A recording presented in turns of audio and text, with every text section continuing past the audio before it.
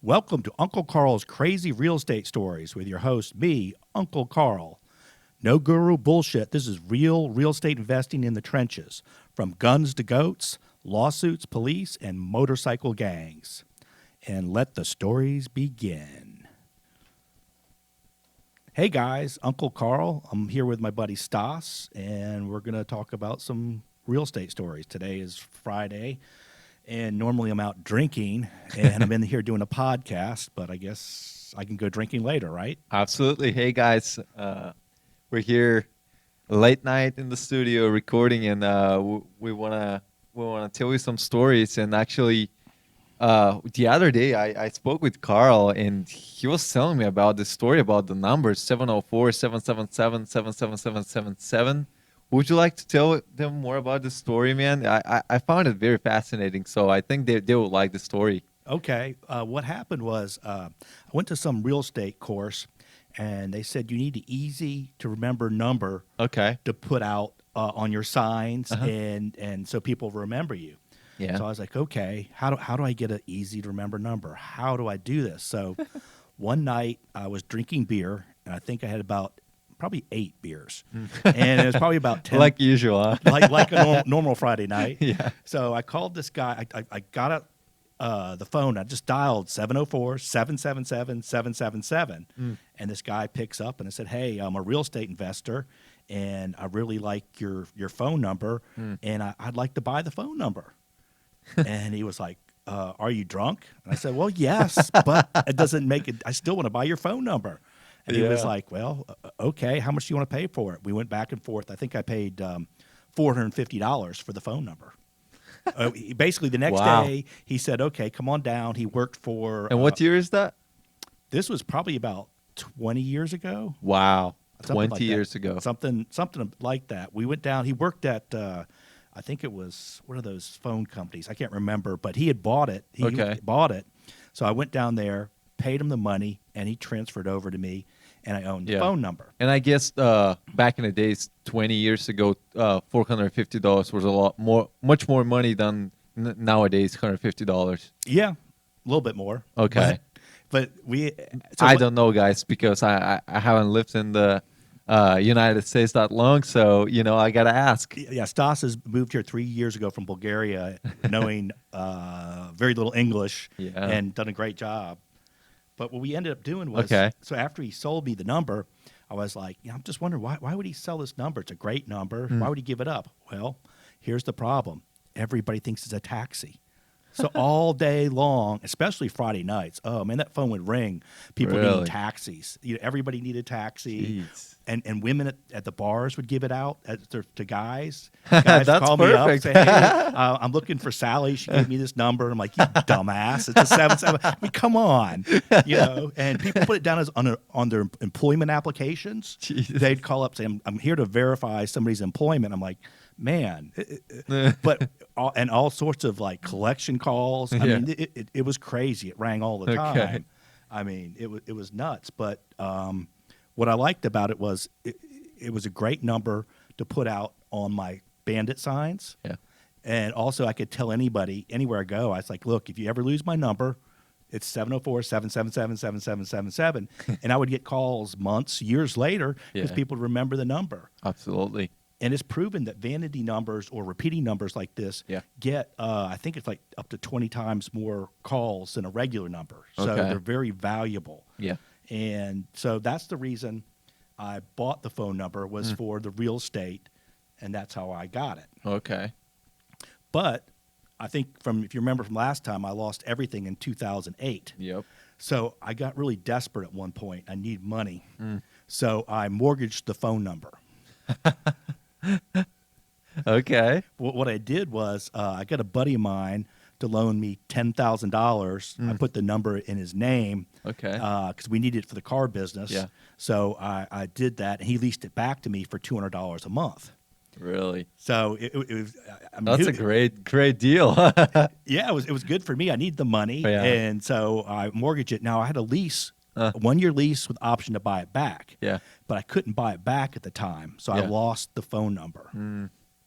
So That's bad. I don't have it. But we just recently made an agreement for me to get it back. Okay. I That had to sounds settle a great. lawsuit from the car dealership, which Mhm. cost about $6,000, Hmm. and I'm paying them $20,000 to buy it back. Holy crap. So you can lose something and get it back, and this is, so now I'll have my number back in the next couple weeks. But you gotta pay the price, and that's crazy, dude. That's 20 what? $26,000? Yeah, 20. Well, I got 10,000, so the cost to buy it back is 16,000 over what. Wow. But at the same time, one real estate deal will pay for that. There you go. 120. So I pay a one-time fee, Yeah. basically 26,000. I get my number back. Yep. And like I said, I put it on the billboards, signs. I tell everyone the Absolutely. number, so it will pay dividends for years and years. So it's worth buying it back. There you go. That's knowing the value of the number and having the understanding how business works, right? Yeah, you got to spend money. That sounds cliche, but you got to spend money to make money. Right. And by having something like this, like I said, it'll pay dividends forever and ever. Like, hey, you guys listening now, you'll never forget my number, will you? What's my number, bitch? 704-777-7777. Hey guys, you should bother him every single night. Like call him like hundreds and hundreds of times. Well, I'm going to have somebody, when I get it back, I'm going to have someone answering it or go to something. Because, like I said, the taxis that, let me tell you a quick story one time. Okay. Is I was drinking late at night and people were calling asking for cabs. I'm like, okay, where you at? Okay, okay, I'll be right there. Just hold tight. They'd call back later and say, yeah, we're really busy. Just hold on. We're going to be right there. I said, my driver, he's out partying, doing drugs and drinking, but I'm sure he'll be there for you. And I had so much fun just giving these people crap and stuff. I feel a little bit bad for them. But it was a funny. lot of fun. I had this one girl. She talked to me for about 20 minutes. Told me all about her boyfriend because she was Really? wasted. And I'm like, you sound like you're really wasted. She said, oh yeah, my boyfriend's being an ass and I need to be picked up. And I said, well, tell me about your boyfriend. And we just sat there. We talked for like 20 minutes and everything. So I had fun. You picked the girl at least. I never met her. But we had fun on the phone talking. It was pretty cool. So That's crazy. yeah, it was a lot of fun. Just and then people call up for employment occasionally.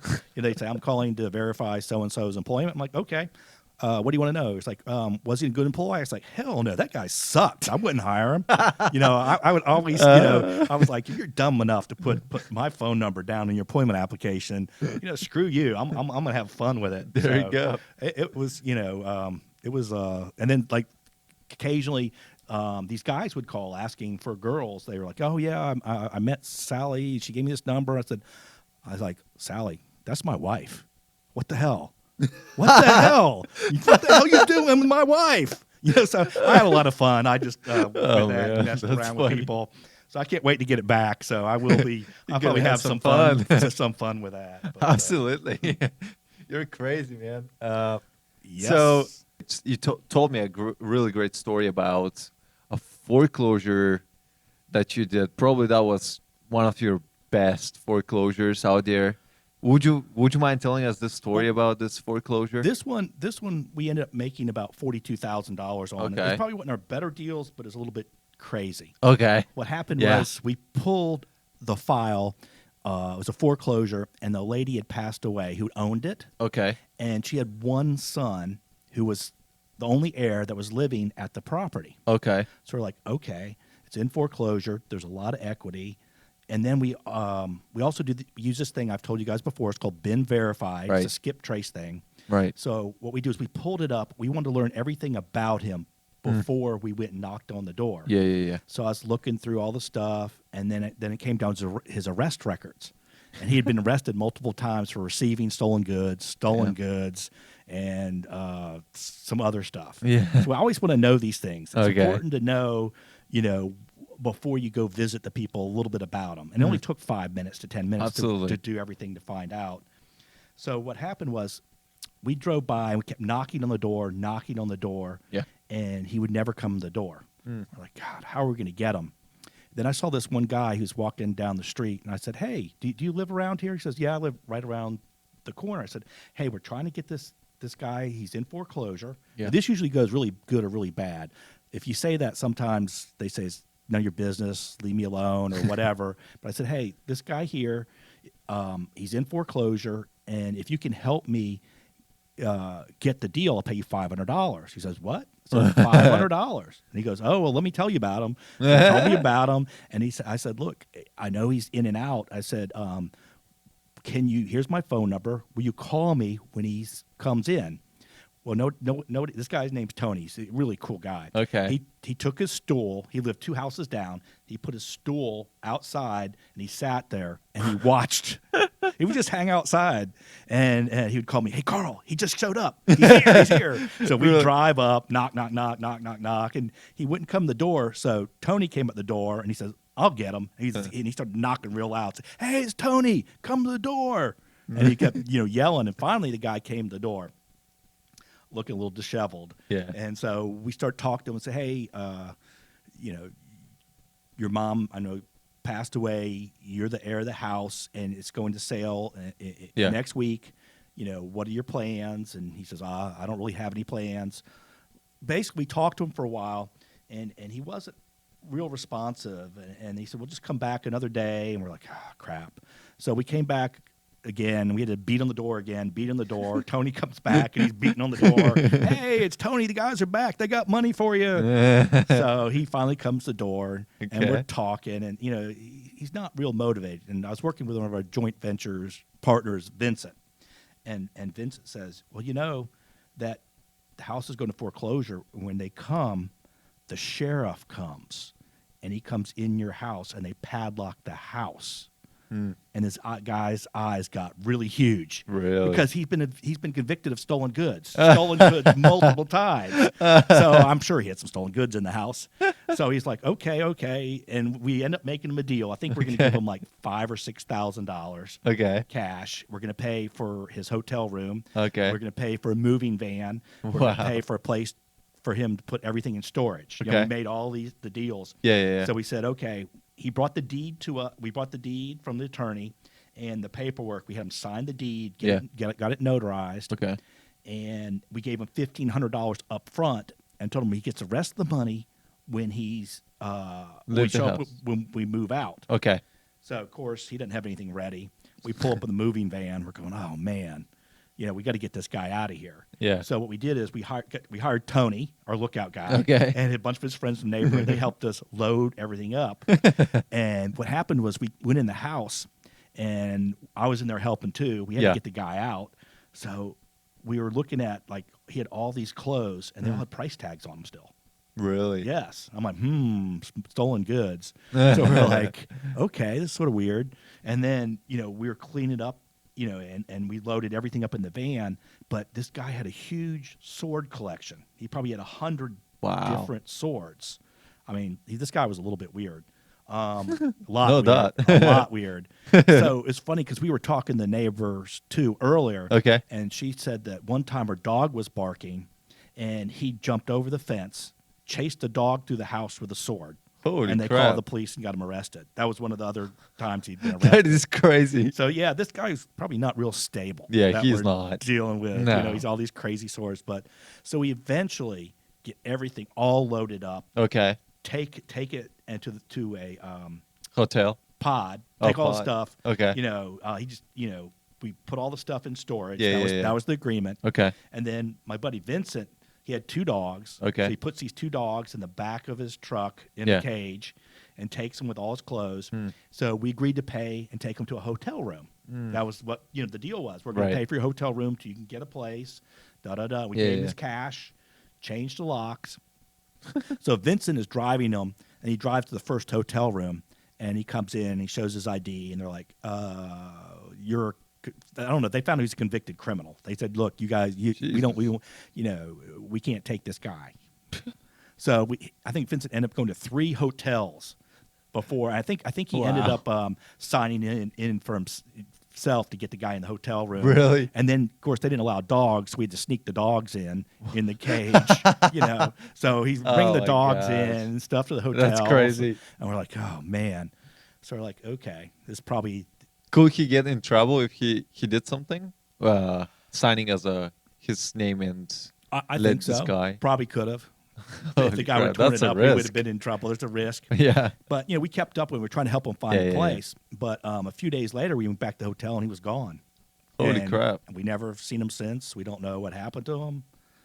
You know, it was sort of odd, but we don't know where he went, what he did. You just lost him. Yeah, and I mean, he had thousands of dollars cash. I don't know. Maybe he moved away. Maybe he moved in with somebody, but we don't know. But Wow. also, when here's the thing, and I know I shouldn't say this. I shouldn't tell you this part here, but he had a garden in the back. Okay. And there was like a shoe and a pant leg sticking out Mm. in the garden. And it's like, I never dug back there, but I'm wondering if there's a skeleton back in there or something like that. Why do you have a shoe and a pant leg sticking out of the garden? That's I was like, crazy. huh, this is a little bit weird, but I figured I'd better not go digging because I didn't need any police there, because we were going to be reselling the place. So probably not a big deal, but we were going through all his stuff. He ended up saying, go and just keep all the stuff, whatever. So we found, he left stuff like, I found 4 silver dollars from the 1800s. Really? And this unopened bottle of Corazon tequila. Wow. Man, that was some of the best tequila. Did you try it? I drank it all. I drank all the tequila. And then we took all the shirts, and my friend Penny, who helps me, she took all the stuff and she sold it at flea markets and things like that. But it was and then also we found a Harley Davidson purse that we were going to donate to charity. Okay. So she was taking the charity, and Penny said at the last minute, she said, let me check in this little pocket. She opened it up.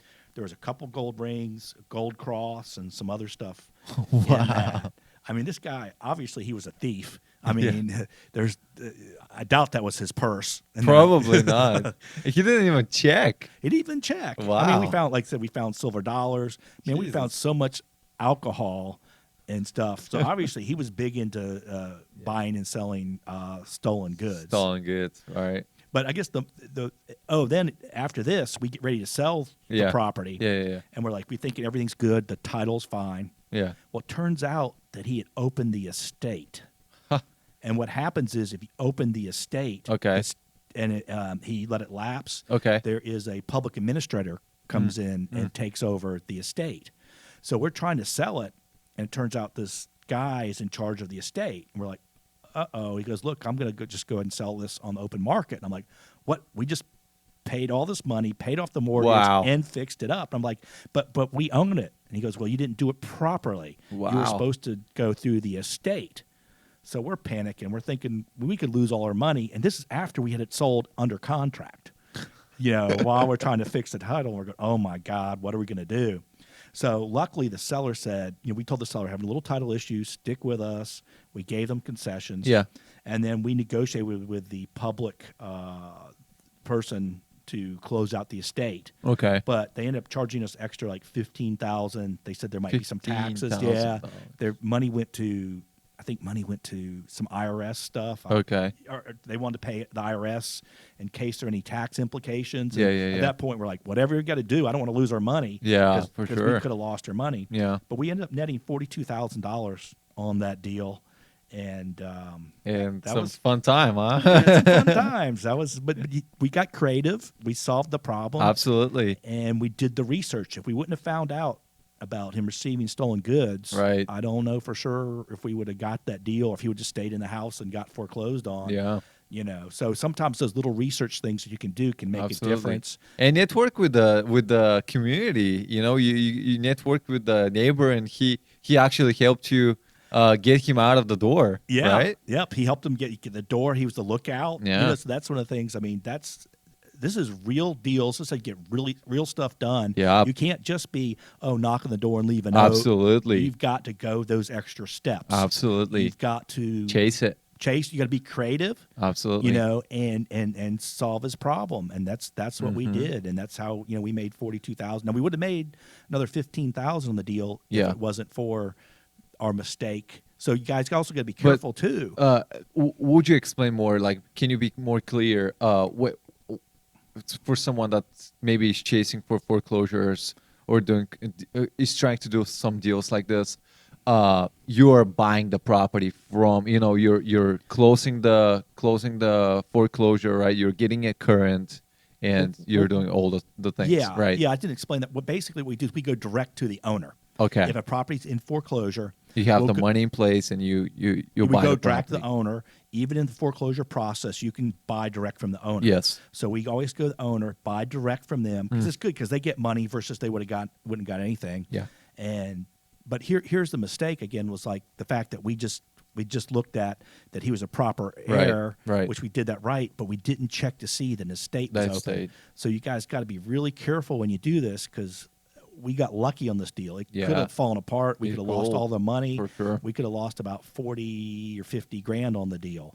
Yeah. So that was, but we got through it and got it done, and who knows where this guy is? I mean, he's probably in jail somewhere or something. I don't know. Or still. He's probably chasing people with swords. I mean, who knows? I mean, Crazy stuff. yeah. So, surprise me, man. What do you have in your pocket? Some crazy story for me, for our audience? No, that's probably the craziest. Well, that's one of the crazier ones. We've got some other deals going too that they're not quite as crazy, but they're going to be bigger dollar deals. Yeah. So not all deals have to be totally crazy, For but sure. this one's just a little bit Yeah. crazy. There's another foreclosure we're chasing. Okay, And- that's what I like to hear. So we're chasing this foreclosure, kept knocking on the door, knocking on the door, knocking on the door. Okay. I'm not getting anywhere. The guy's not Shit. coming there. He's not doing anything. So I'm like, what am I going to do? Most people would stop. Okay, he won't come to the door. Yeah. Call him. Hey guys, don't give up. Look, listen, never give up on something. This is If you chase it to the end. be relentless. I think Right. I think majority of our deals are deals that most people would have given up. Absolutely. And we keep going and keep going. Now some of them we don't get, but Yeah. but this one we're going to make 125,000, maybe 150 on it. So he wouldn't come to the door. So I decided, you know what?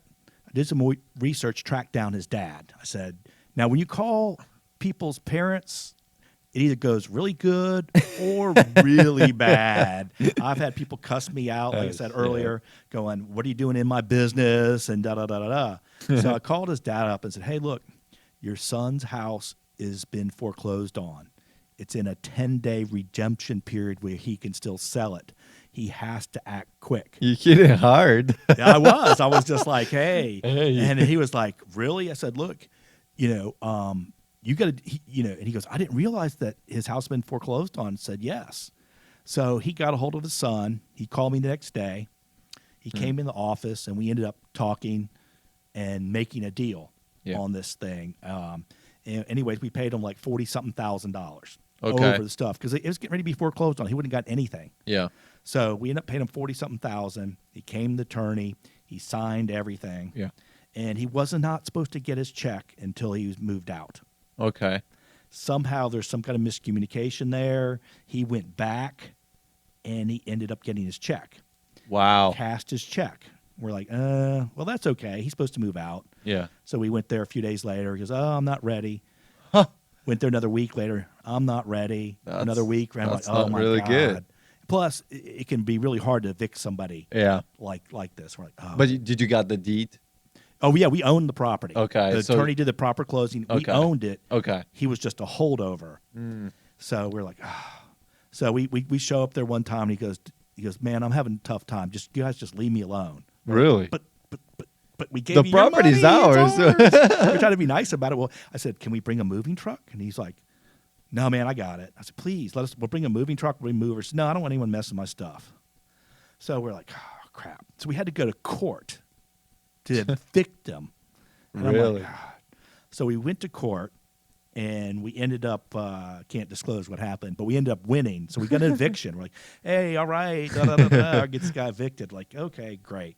So we show up with the sheriff to Okay. padlock him out, and he gets his stuff, and he causes a bunch of trouble, and turns out while he was there that they found 3 guns. He had a Glock and a bunch of Damn. guns. Like, oh, my God.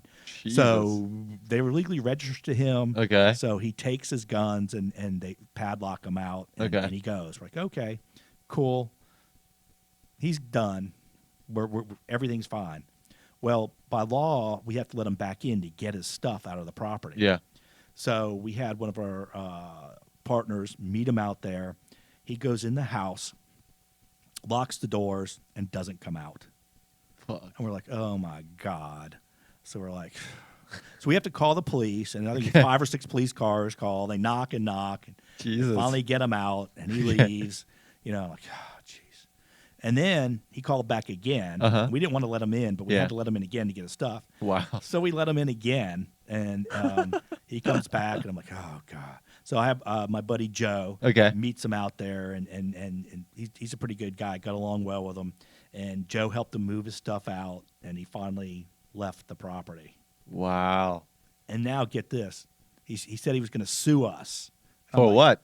I'm like, I'm trying to figure out. Let me see. We gave you all your money. We did everything. We saved your house for We saved your house for foreclosure. foreclosure, and you get nothing. Yeah. And so he was talking to a lawyer about suing us. I'm like, oh my God. So it's just some of the bullshit we have to deal with in Absolutely. this business. I mean, this is, like I said, real stories. And real life guys, shit. here's a very important lesson to learn in this deal. Never ever let the seller get their check before they evict the house. Like this Before is they move the house. yes, this is the number one law. Yeah. Because- Or if you do, you let them get a small amount of their money so Yeah. they can move out. Yeah, And yeah. the rest is escrowed till they move out. And here's another important thing: Mhm. always have a written lease. If Yeah. they're going to stay, sign a week-to-week lease, Okay. and that way, if they don't move out, you can evict them Okay. because it's much harder. Now, also, I'm not a lawyer. Check with your lawyer. Yeah. Da. Absolutely. So, but that house, and we saw the inside of it, but we didn't really get to inspect it. So a lot of times we don't know what we're getting. Yeah. We don't know for sure. Yeah. We had another one, which is another story, that turned out that had so much termite damage, the inspector told us it needed to be torn down. Jeez. So we got inspected afterwards. The house is in great shape. We took a chance. We don't know for sure we get Absolutely. these houses. And so we're going to put about $25,000 into it. Yeah. And we estimate we'll make between $125 to $150 on this house. That is a great return. So that's an great. incredible deal. But crazy amount of effort to evict this guy to deal with this whole bullshit Oh, and God. contact the dad. You got to be creative, You have to see the options. What you got if Yeah. this guy's not responsive? When people say no, you Yeah. got to keep at them or go around to somebody else that can get Absolutely. to them. So, like I said, typically when we do this, it hasn't gone well. We've Yeah. had people. I'll tell you about the motorcycle gang next week that this lady threatened to kill me with. So that one didn't go well. So Okay. I'll tell you more about the motorcycle gang and how she threatened to kill me and all sorts of fun shit. So, but that happened before this deal. So when I was talking to the guy's dad, I was Yeah. like, oh my God, is someone else going to threaten to kill me or what, What's the worst thing that could happen? Yeah, just another threat. But Yeah. But yeah, guys, stay tuned for the next episode for Uncle Karl. It was a great talking to you, Karl. Yeah, I appreciate it. In the next episode, we're going to talk about my goat farm in TGK. Oh, that was fun. That was fun. Stas helped me with the grand opening of Uncle Karl's goat farm, TGK, South Carolina. Yeah, that was fun. And we'll You- have some more crazy, Yeah. true life, real stories.